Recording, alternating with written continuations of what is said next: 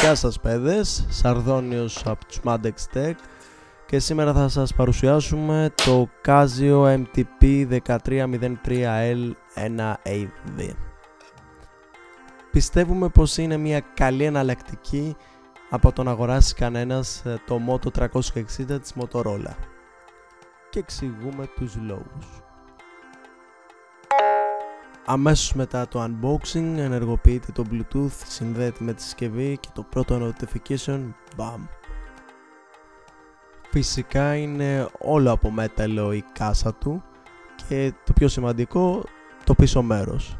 Ως γνωστόν το Motorola είναι πλαστικό και κρακάρει εύκολα. Άμα η οθόνη λαγκάρει ούτως ή άλλως, δεν χρειάζεται να δώσεις 250 ευρώ. Δίνεις το πολύ 34.